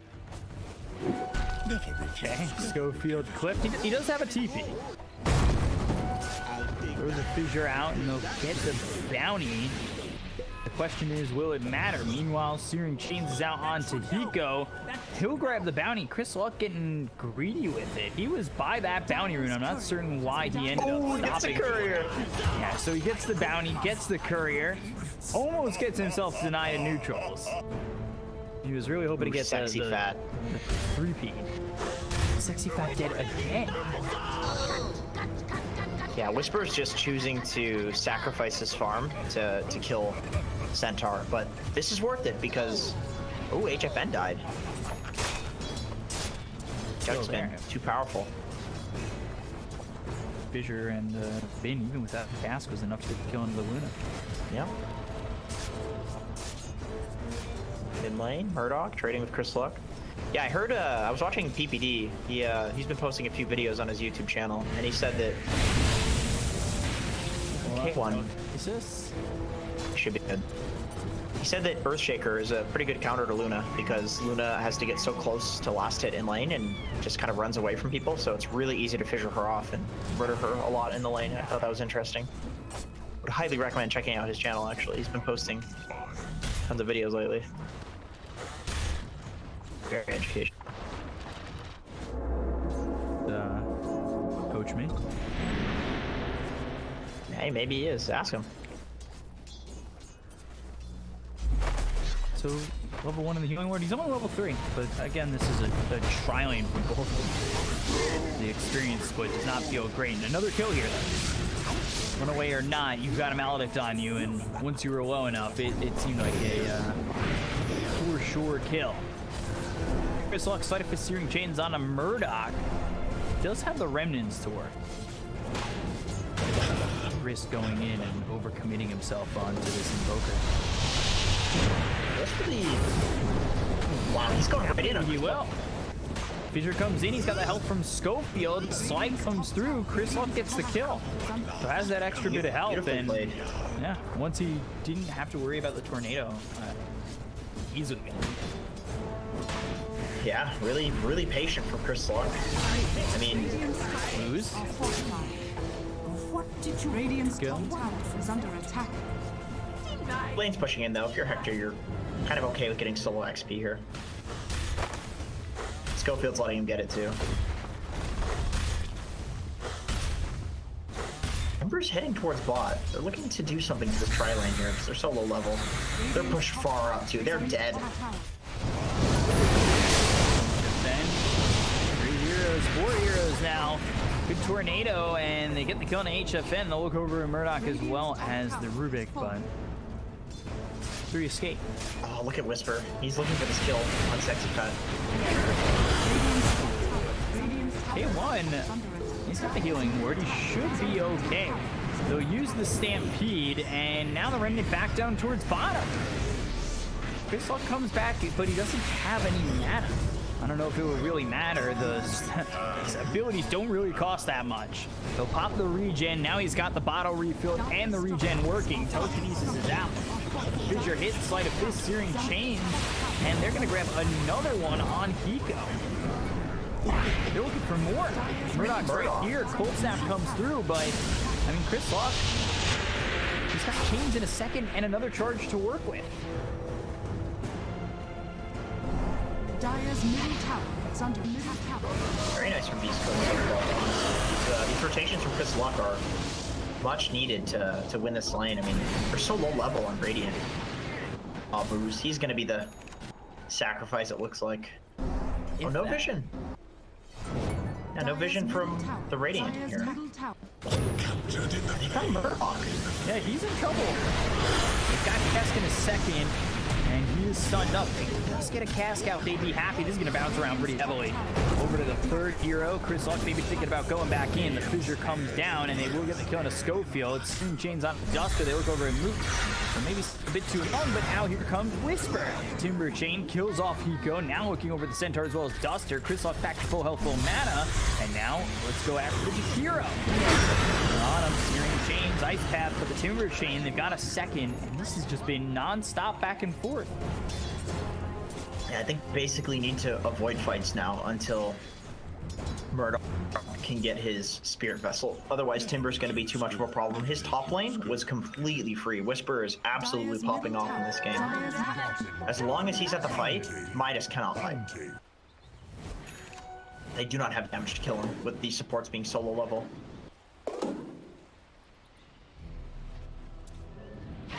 Arcane Ring on Timber. Oh, that is a nice one. Radiant's bottom tower is under attack. Easy. That feels like infinite mana. I'm not a huge fan of the Bloodstone Timber. I feel like you get a couple of other mana items and you already feel like you have infinite mana, especially if you go for the mana talent at level 10, which most people do. Structures are fortified structures. Radiant's bottom tower is under attack.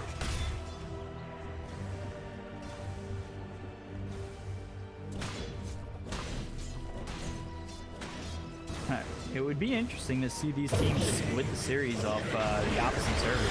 Yeah, absolutely. That's where the move. But here comes the Remnant, throws down the Maledict with the cast. That's going to be enough to maybe turn this. Echo Slam committed from Schofield. He gets the kill on HFN as well as Duster. Now they look over at Murdoch. The Ghost Walk, but heavily damaged. Timber Chain again.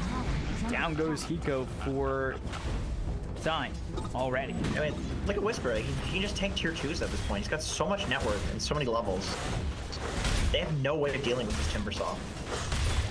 Murdoch has to farm, but he's a Quaswex invoker. This hero doesn't really farm. He kills people. That's how he gets farmed. At this point, it's not easy to get kills. They all group up around Whisper.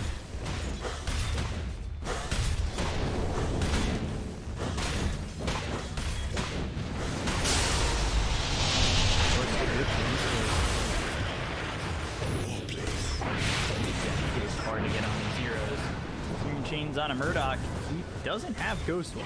Trying to save the tier 2 tower as Sexy Fat comes in, but look at the damage Sexy Fat comes in.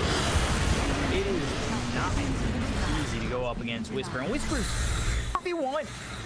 Come get me, because he's gonna have the help, and he's gonna get the kill here on a Sexy Fat. Actually, Chris Luck gets it, and it's sure they don't have to back off on it. Although I say that, Chris Luck. It's gonna be great. I might have to use it. Oh no, that feels bad. Yeah, at least he's alive. Bad though.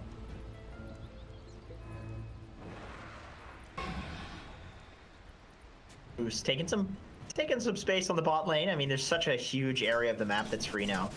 Witch Doctor, you know, you may as well get your level 6 somewhere. Maybe even a couple of levels in Maledict. Just chill down here until you get that.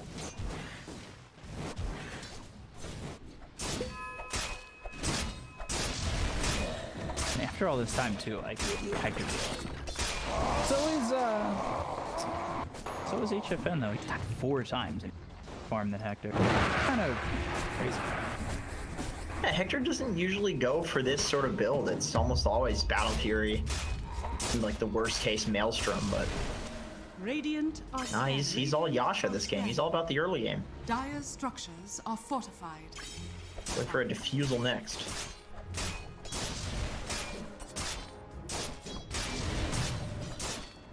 Focus on bot. HFN is out. He predicted that really nicely. Top tower is under Straight to the attack. triangle.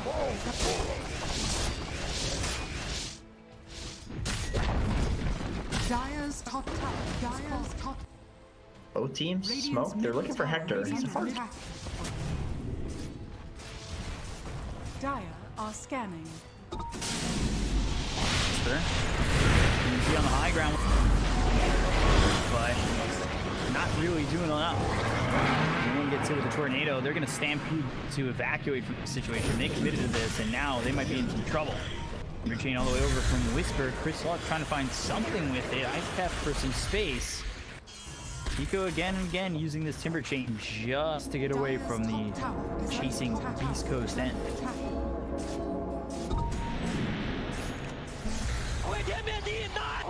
Nico, be careful. Dire attack. How close does Schofield do his blink? I think it's about time he takes some space in this game. I mean, there's plenty of it with these 3 tier 1 towers being dead.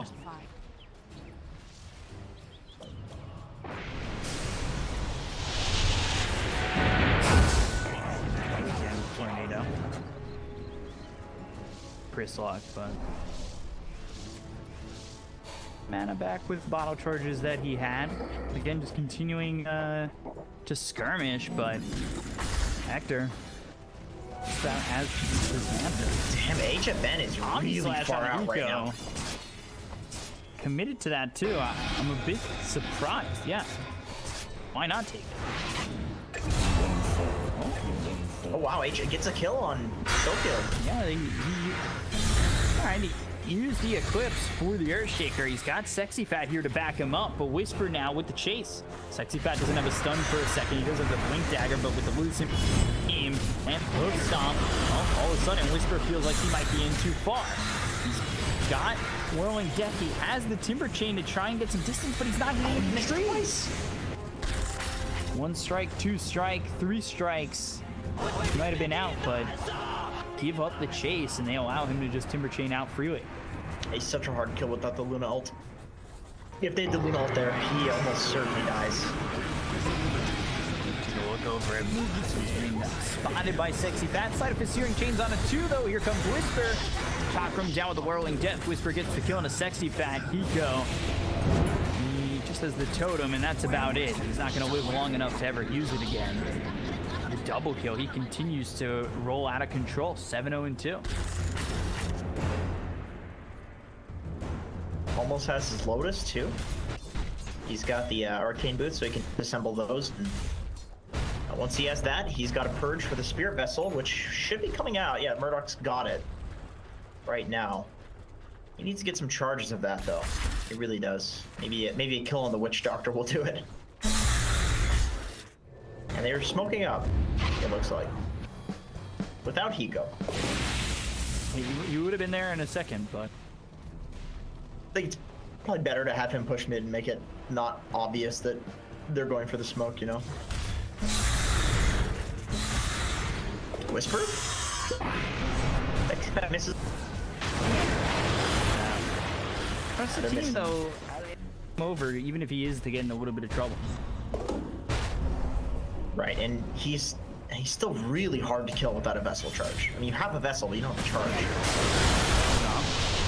Nice pass, tornado EMP. Schofield dies again. But here they come, and Vambrace is on the ground. That's Jakiro's Vambrace. He just picked that up. Omnislash on Hiko, and now another Ice Path is down. They're trying to survive. So, is that Vambrace still there, or did that get picked up by It's there. Moose? No, it's still there. Hey, Schofield thinks it. Free item, guys. Radiant's bottom tower. Radiant's bottom tower. It's always nice. Look at Chris Luck. He's so stoked he's getting a free Vambrace. He's left this for Ember's gonna keep the Grove Bow. Pretty good on Ember. 12% magic amp, attack speed. Murdoch.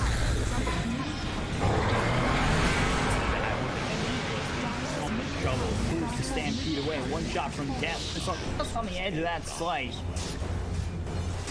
Lock in that kill. Thought does switch over to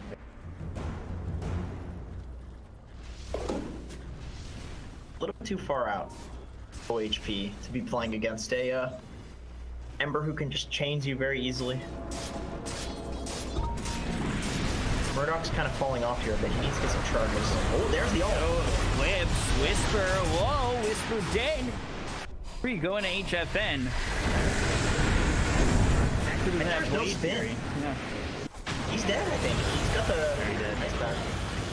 What is this? Man, HFN pulling through. Both games, he's looking so good. Impressive stuff. I mean, look at his net worth. Top of net worth by about 2.2k. Dire's bottom tower is under attack. He is got the Midas boys on his back a little bit, just like Arteezy. CG. Finally, they get some vessel charges. Although he got one from, got a couple from Timber as well.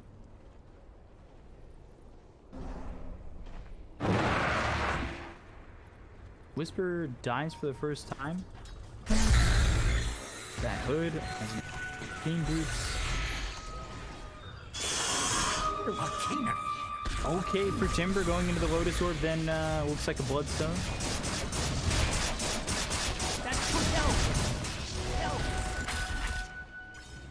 Almost has that, yeah. He's got the Essence Ring. I think Blade Mail on him would be pretty good at a certain point too, just to try to reflect that Luna. He does not have a BKB. He's not going for one either.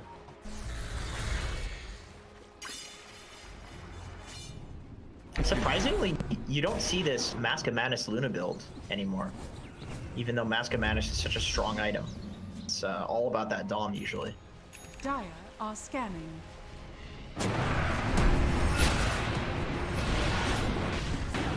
Schofield's got a blink and he's smoked up. Radiant's bottom This could be- tower. Radiant under attack. This could be disastrous for Midas. Broken by Hiko. Great job with his positioning, waiting for them to come in, and he probably spotted that Schofield does have the blink, but he avoids the magical fire against the slam down. Now the cast follows it up, moves. We're gonna set up into that Death Ward, and will do so. 3 heroes gone just like that. Even with the really nice smoke breaking there from Hiko, it's It's an Earthshaker in the pit, man. You need to cancel his blink for one, but even then, like, the decision to go Roche is a difficult one against this hero. Very difficult. Good job from Beascoast scanning the Roche, because a lot of the time, sexy fat. Yeah, not only those 3 kills in the Roche, they get the kill on the sexy fat. Nico? Oh, Schofield. Radiant's middle tower is under attack. He's got him. Nico does not have a blink. There's no way out of this. No chains, but that's it. One more slight. Has the remnant on top of him, but we'll use that slight. Gets the kill.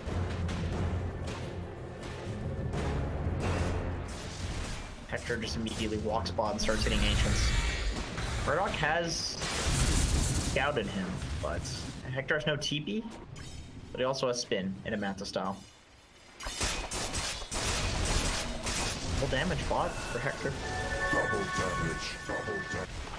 Sure, he'll use that to farm. Yeah, I mean, if they want to make a move, they can, but don't necessarily need to. Aegis to work. Got double damage now. Yeah. How Beascoast.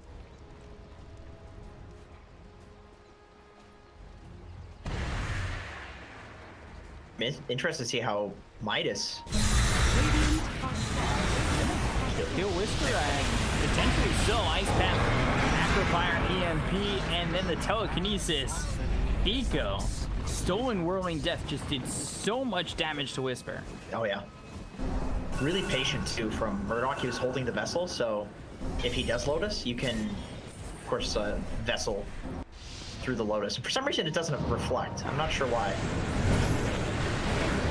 Nice vision. It's your shaker. Behind him though is Chris Locke. He'll get the kill here on a Schofield. Again, Hiko gets one with Whirling Death. In the ice wall though, Chris Locke in some trouble.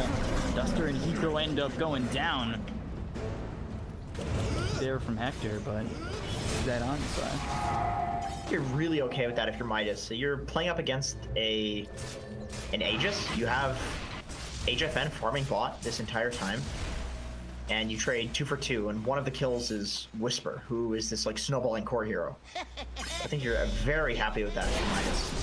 Whisper's playing a little too far up. I would honestly say that's the big issue. He doesn't need to do this anymore.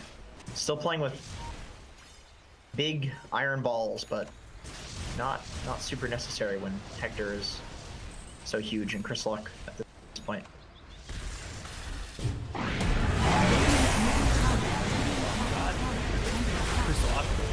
Locked down, killed off. Duster with kill. 10x godlike. Yeah, all for Duster.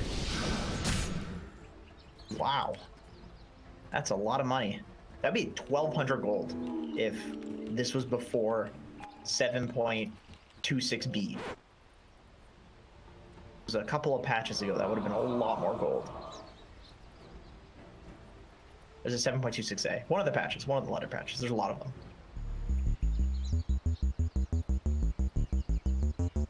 Who paused? That wasn't Chris Luck, was it? That was K1. Yeah, it was the joke. So, who knows? Maybe Schofield's block is out of power again. Very unfortunate. Well, he would have disconnected. True dat. True dat. Maybe he's playing on his cell phone. Never know. Yeah, disconnect from a game and you come back on your cell phone? No, disconnected from a cat. Oh. On my cell phone. That's rough if you're the one streaming. Really rough. Yeah, somebody else streamed the game. I went into a Discord call with them, and then I streamed from the Twitch. I cast from the Twitch stream via the Discord call, so I was like behind on the stream, behind on the cast. Dire are scattered. That is absolutely next level. That is insanely next level. Well-gotten gains. Bounty rooms, just 2 for 2. Both teams kind of okay with just playing their own side of the map, and by their own side I mean the opposite side that typically will come your domain after the laning phase. Now rekindled.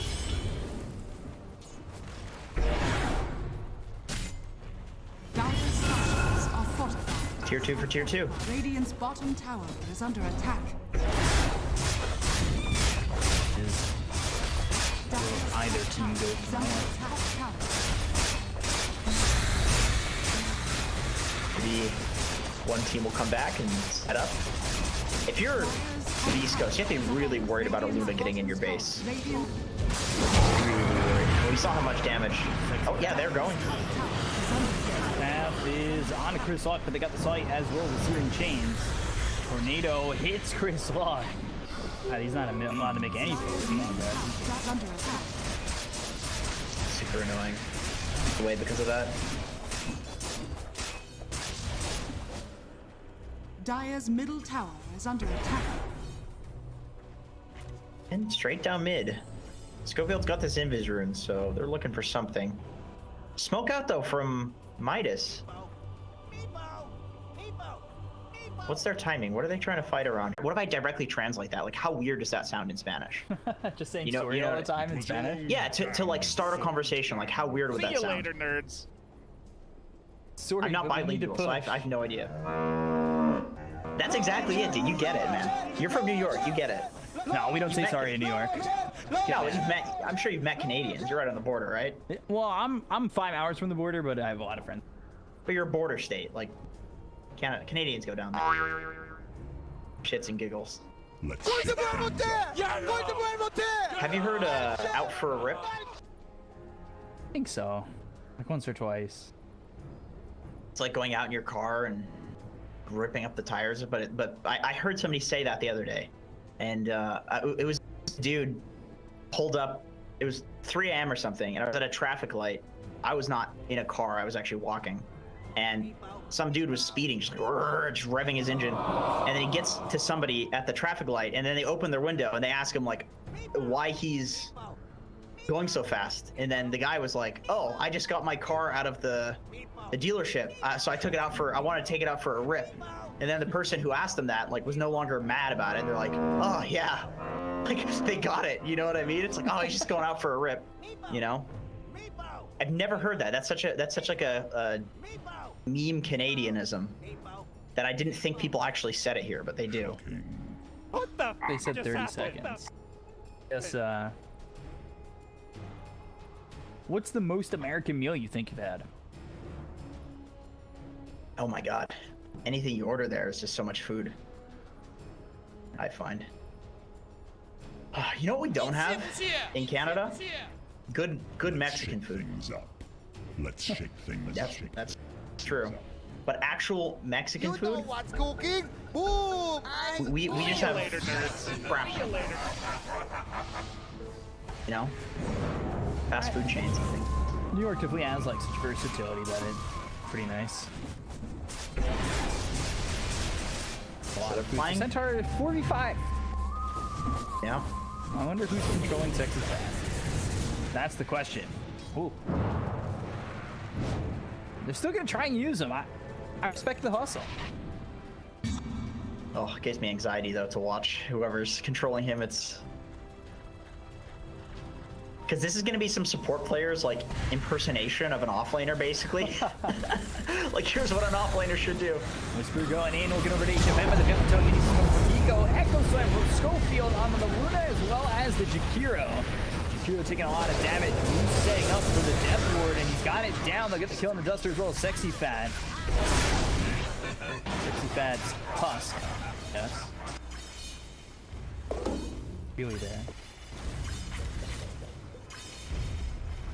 Fat, sexy fat runs in and feeds. You know what? What game? Radiant's middle tower I think the gentleman that was getting focused was actually microing him. So double trouble.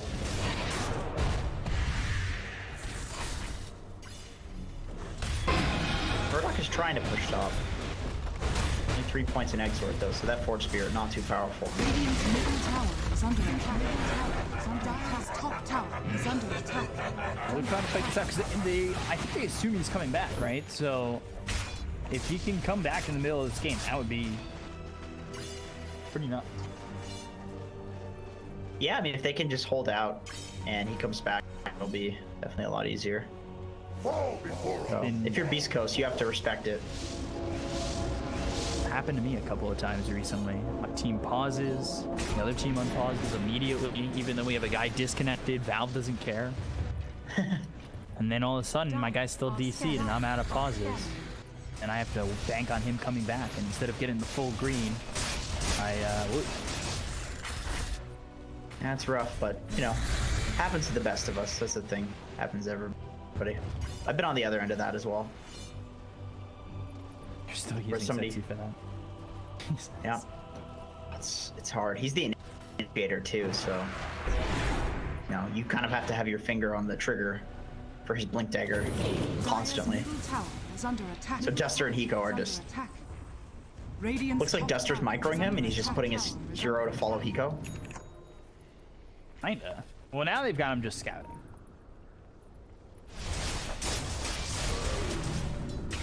Oh, Abyss will finish too. Radiant's top tower is under attack. And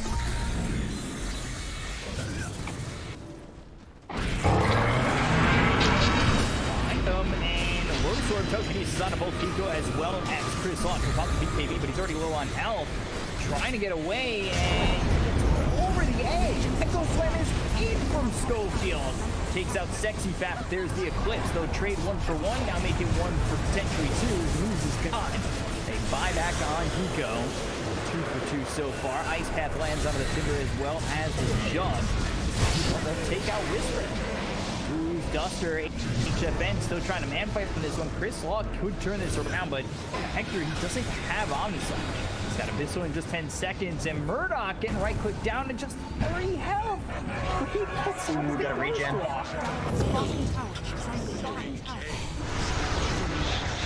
That was really close. Hiko, slight and gone again. Must train harder. Can't believe he got out of that. Because it's Schofield a buyback, Hiko did die back, which means if East Coast wanted to go Roche, they'll get it. Ooh, Schofield's so close to catching HFN. Roshan is up. Dire's structures are fortified. Yeah, Murdoch was playing it close in that fight. Very close. 30 health. He tipped a little bit lower than that. Then he immediately gets a regen rune on the bot lane. Very nice. Dire's fallen. Dire's bottom tower is under attack. Bruce pings that Roche is up. Hey guys, Rubik died back. Let's go, but 20 seconds, not enough time, I think.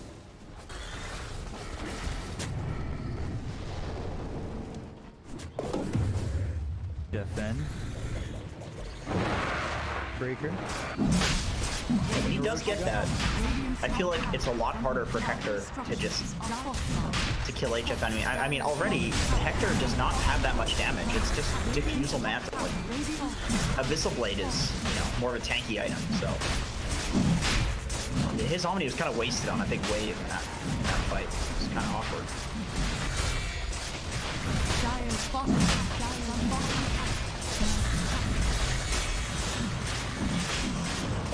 And cheese.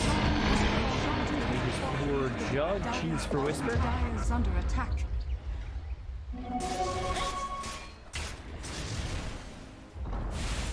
Dire's bottom tower This is denied. now gonna be tough. It's only 3,000 deficit. Luna is kind of, HFN's kind of holding the game. If he gets a Satanic and maybe he can pick up a Rapier, I think. God, I need to stop saying people are gonna.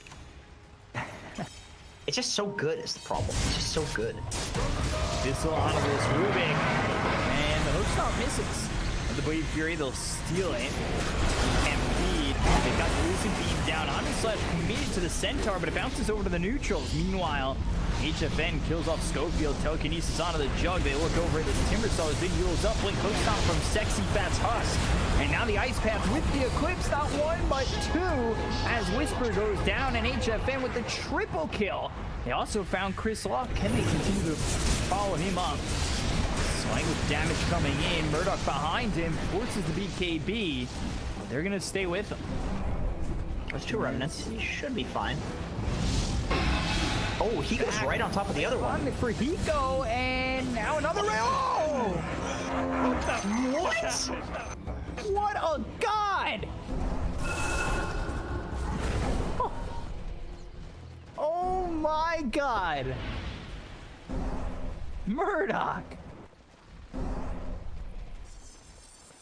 Eco with the setup too, forcing the remnant. What a team play that was. And Sexy Fat too, he's been playing amazingly for the last 2 to 3 minutes, I've gotta say. He's playing out of his mind. Physical comes in on to Murdoch, but look at this. Hector, yeah, Aegis is gone. Do it again, he bought back. Now they've got the second life coming through from Hector. Sexy Fat on the run, bashed up, killed off. Portal can a duster. Half lands on the 2. They'll grab a second kill on Pico. Force the buyback on Chris Luck. That's a big opportunity to win this game. If they can lock down Chris Luck. They've got the spells to do it. Just a little hard with their offlaner disconnected, but man, they've been doing work with them. They really have. Murdoch split pushing. Schofield is in position, but he looks like he's alone.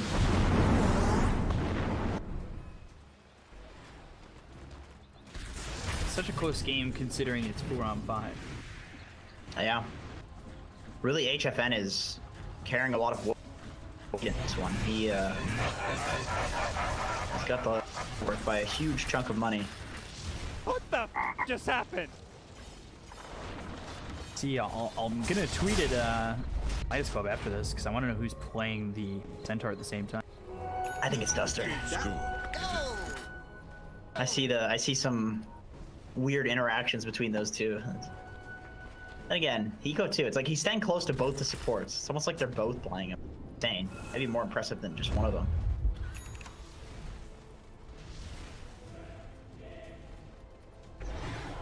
If they want to smoke up here from Beascoast. Yeah.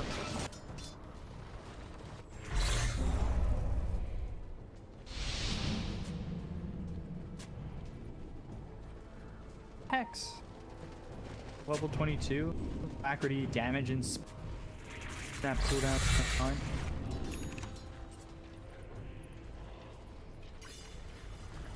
HFN gets as satanic as if he wasn't hard enough to kill.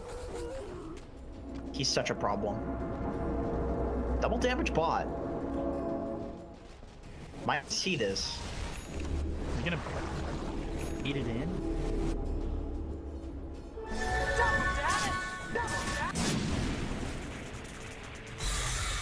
Wait, see as long as the head makes critical damage. Chris Hawk, I mean, it's an opportunity to open up the base if you kill Chris Luck. Use his buyback. I think his buyback, it's almost certainly over. He's a lot of their counter push too. He's playing it so safe though on Chris Luck. He knows how valuable he is. He cannot die. Literally sitting in base.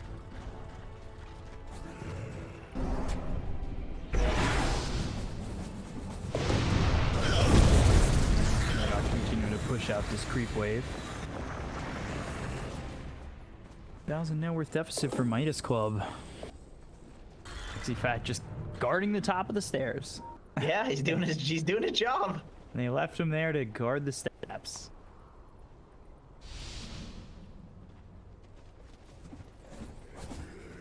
Yeah, a moving ward. Very tanky moving ward.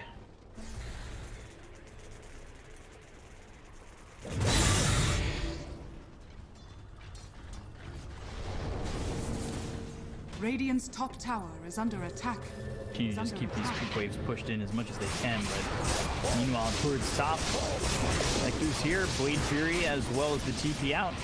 Get the creep wave out of the tier 3 tower. Part of its life taken away. Spell for Chris Luck, that's really nice. He's happy. Tier 4 items are so good, honestly. Get the right item. Sudden, really good. Like that. Leveler here now for Jug if he wants it. Yeah. I wonder who they put the Prince's Knife on. It's not really great on any of them. I mean, it's decent on Emperor. It's just the spell person's obviously way better.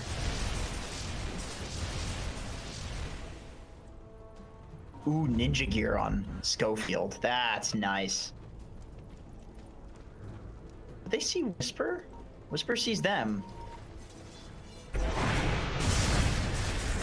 Electra comes in, Abyssal Blade used on a 75. Echo Slam flies through. The Eclipse, they'll look for the damage. They'll try to get this kill. They'll take out Schofield, losing Sexy Fat. Event meets Hector in the 1v1. And he's standing also in the macro pyre. And a triple kill for HFN as they finish off Whisper. 4v5 still coming away the victors. HFN is going for a Rapier too. He's very close to it. If he can farm this wave, he can pick up a Rapier right now. And he's about to enter into the base with a Rapier. On Luna. Dire's bottom tower is under attack. Dire's Look at his damage. Using Beam, Telekinesis, loses gun. Continue through the repair kit. Try and get this tower, but Murdoch searing chains as well as the remnant. He's got one and now two gone. Duster and Murdoch hit the deck. Chris Hawk was low, but he comes back into this. So buyback on Murdoch. Death Ward. Do they have the damage to kill off HFN?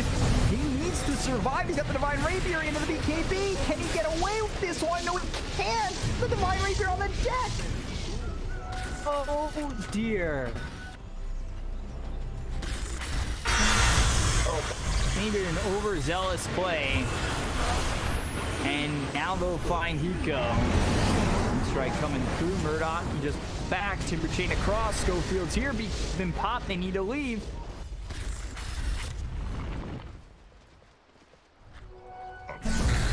Get Duster. Duster bought back, so this is very troublesome. Into the trees? No way. Okay. Buying some time. A couple of seconds. No buyback. Heroes. And we have Jug almost directly in front of the enemy base with a Rapier. Dire's courier. This looks like drop. Dire's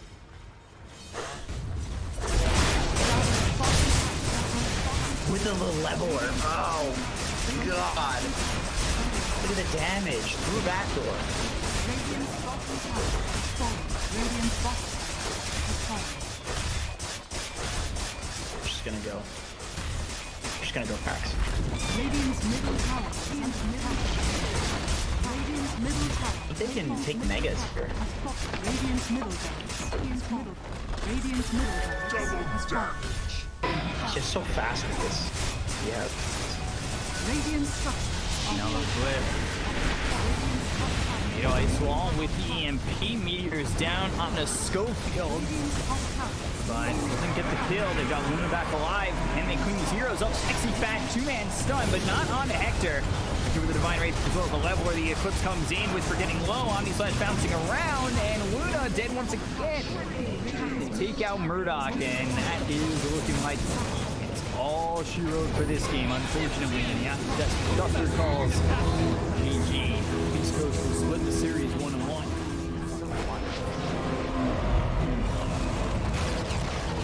Well, I mean, if you're Beascoast, you're happy to secure to win. If you're Midas, I think you're just patting yourself in the back saying, you know what, we did great considering we had one less player. Like, it was a 4v5.